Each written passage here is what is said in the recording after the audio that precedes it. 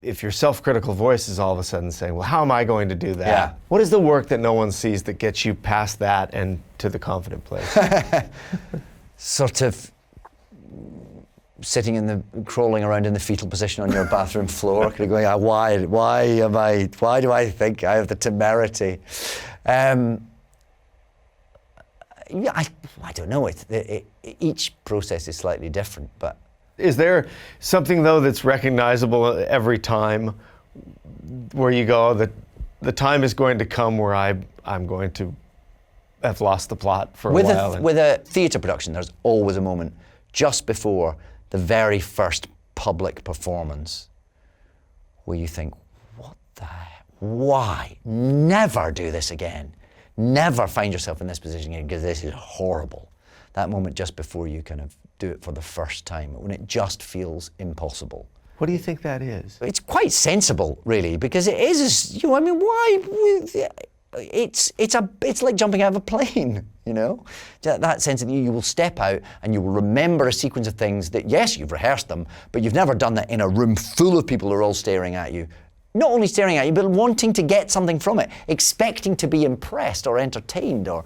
Well, that's the thing that gets me, like, that you're supposed to go out there and do it in a way that all these other people are going to be somehow inspired or they're going to be moved. Yeah. I mean, often you fall back on the idea that you're not in it on your own, that you're part of a company. Well, there's sure no company, though, in a long, like, speech in Hamlet or in... Well, Hamlet was very much the peak of that. I did Hamlet whilst I was doing Doctor Who, so therefore it also got a lot of attention simply because it never occurred to me that Doctor Who and Hamlet would be seen as things that were wildly divergent. But so then when I was doing Doctor Who, it got a lot of attention, and that makes you nervous. There are articles being written about the great Hamlet. Will this be another great Hamlet, or will this be a damp squib? Will this be a John Gielgud, or I don't know who the bad Hamlet is? Terrible examples might be.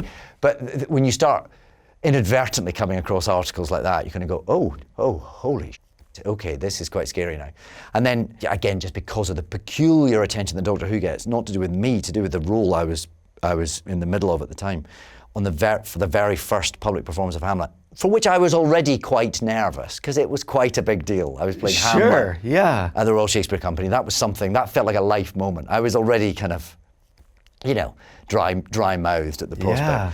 And then, near to my dressing room, the BBC News 24 truck pulled up, and I thought, oh, they're covering this on rolling news.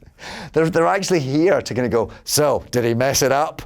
That was probably the single most terrifying moment. And we're outside the Old Globe Theatre to see if Doctor Who can pull this off. Exactly that. And you thought, oh, geez, so if I get this wrong, it's going to be beamed round the world tonight. Instantaneously. Turns out he couldn't do it, folks.